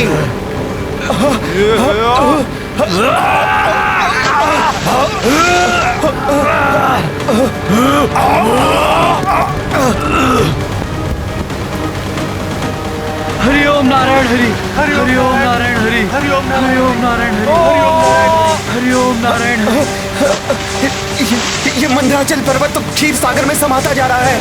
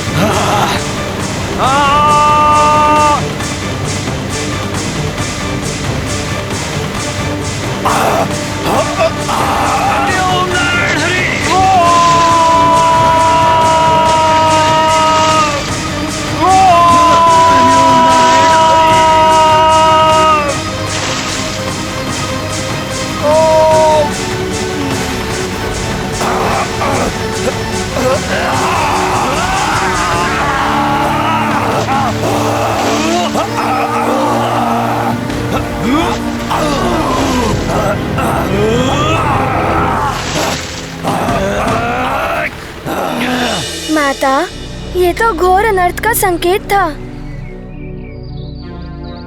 परंतु माता, प्रभु विष्णु जी की इसमें क्या भूमिका थी? उन्होंने कूर्मावतार क्यों धारण किया? हनुमान, मंथन प्रारंभ होने पर विशाल मेरु पर्वत क्षीर सागर के अतल जल में समाने लगा। तब प्रभु विष्णु जी ने कूर्म रूप लेकर उस पर्वत को अपनी पीठ पर टिकाकर सागर मंथन को संभव बनाया। उस समय देवताओं की सहायता के लिए स्वयं प्रभु विष्णु जी ने कूर्म अवतार धारण किया ना? हाँ पुत्र, मंत्राचल पर्वत के साथ समस्त देवता भी जल में खींचे जा रहे थे। उन पर घोर संकट छाया था। तब उन्होंने एक स्वर में भगवान विष्णु की स्तुति आरंभ कर प्रभु का आवाहन किया।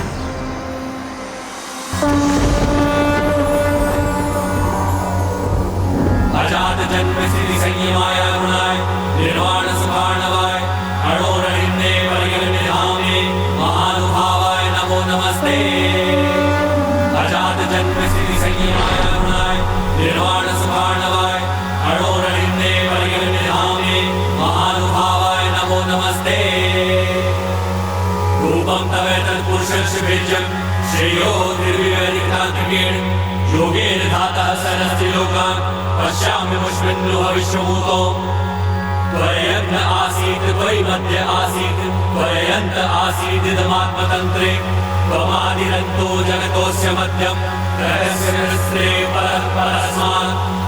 त्वं माययात्माश्रयया स्वेदं निर्माय विश्वं तदनु प्रविष्ट। पश्यन्ति युक्ता मनसा मनीषिणो गुणव्यवायेभ्य गुणं विपश्चित। यथाग्निमेधस्य मृतं च गोषु भोग्यन्नं भूग्यमने च वृत्तिं योगैर्मनुष्या अधिरन्ति हि त्वां गुणेषु मुद्रया कवयो वदन्ति। तं त्वां वयं नाथ समुज्जिहानं सरोजना भाति चिरेप्सितार्थं। दृष्टा गता निर्वृत्तिमद्ध सर्वे प्रजातवाता इव गाङ्गमं वा।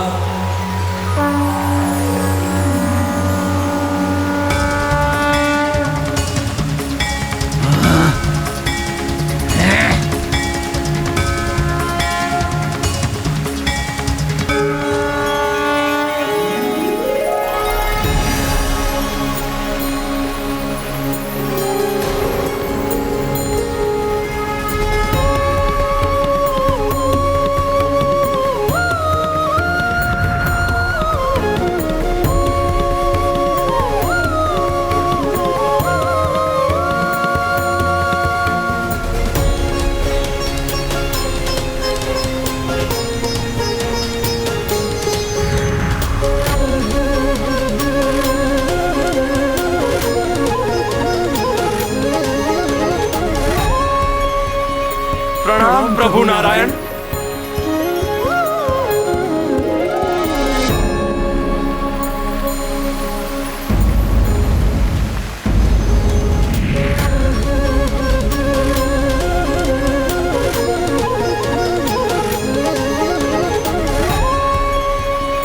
प्रणाम प्रभु नारायण।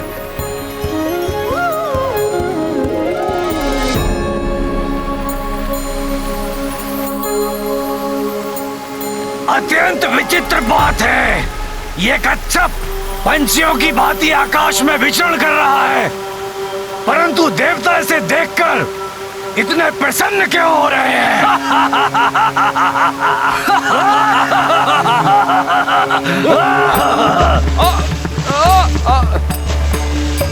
देखो, इस पर्वत की भांति इन देवताओं की पुनः बल प्राप्ति की आशाएं भी डूब रही हैं।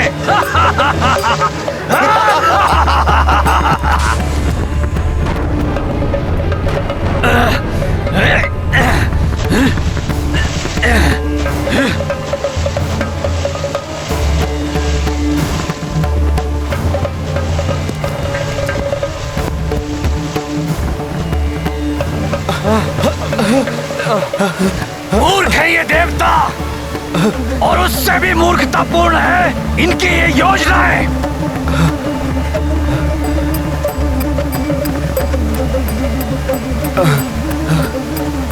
हे चराचर जगत के स्वामी, दिव्य कुर्म स्वरूप प्रभु नारायण, मंदराचल पर्वत को जलमग्न होने से रोकिए। हम समस्त देवता आपसे विनती करते हैं। मंदरा रसातल डूबत जाई, देव असुर सब जल में समाई। सूर तब हरि अरज लगाए, कूर्म रूप धरि विष्णु आए। भीम काय किए जब आकारा पाए मंदिरा चल आधारा। जब हूँ जगत पर संकट आवे तब हूँ भगवंता ही बचावे।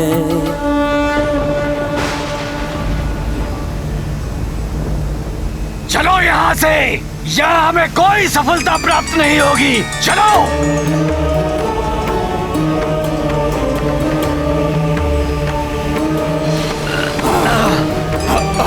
चलो।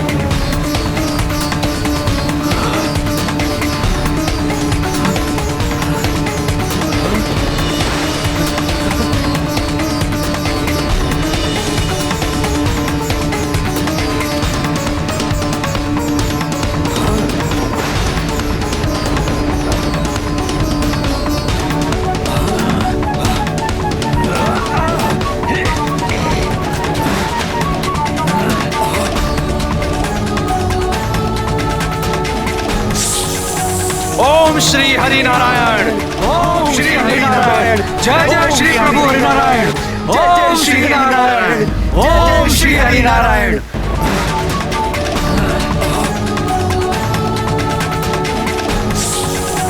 ओम श्री हरि नारायण। ओम श्री हरि नारायण। जय जय श्री प्रभु हरि नारायण। ओम श्री हरि नारायण। ओम श्री हरि नारायण। ओम नमो भगवते महाकूर्माय नमः। कितना अद्भुत दृश्य हुआ होगा ना तब माँ। स्वयं प्रभु विष्णु जी ने कूर्म अवतार धारण किया और मंदराचल पर्वत को अपनी पीठ पर टिकाकर उन्हें डूबने से बचा लिया। फिर क्या सागर मंथन सफलतापूर्वक पूर्ण हो पाया? प्रभु विष्णु जी जब स्वयं सहायक हो तो कार्य सिद्ध होने से कौन रोक सकता है पुत्र। मंदराचल पर्वत प्रभु का अवलंब पाकर स्थिर हो गया और मथनी के रूप में सागर मंथन का सर्वोत्तम साधन बने। अच्छा माता, तब तो सागर मंथन प्रारंभ होने के कुछ ही समय उपरांत अमृत भी प्राप्त हो गया होगा ना? पुत्र हनुमान, ये मंथन हमारे जीवन के विभिन्न पड़ाव में हमारे अंतर्मन में होने वाले मंथन के समान था। अंतर्मन अर्थात हमारा मन। हमारे मन में भी मंथन होता है माता? हाँ पुत्र, नागराज वासुकी रूपी हमारी इच्छाएं सागर मंथन के देवताओं और दानवों के समान है। हमारे मन में बसी अच्छाइयों और बुराइयों के बीच झूलती रहती है और मन की गहराई में छुपे अनेक विचारों और भावनाओं को ऊपर ले आती है। सर्वप्रथम उत्पन्न अशुभ विचारों को त्यागने से हमारे मन में अमृत रूपी पवित्र विचार शेष रहते हैं, जो हमें जीवन में आत्मिक शांति और परम संतोष देते हैं। इसका अर्थ है सागर मंथन में सर्वप्रथम अशुभ एवं हानिकारक वस्तुएं प्रकट हुई। हाँ, इतनी भयंकर वस्तु पुत्र जो समस्त संसार का विनाश कर सकती है।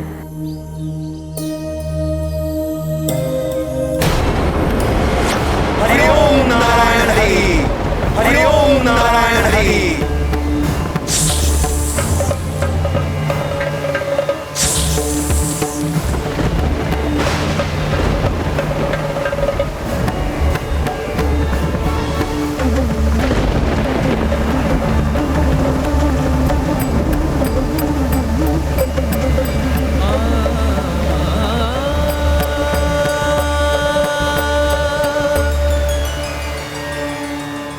कठिन परिश्रम और प्रयत्न करने वाले को ही सच्ची सफलता प्राप्त होती है।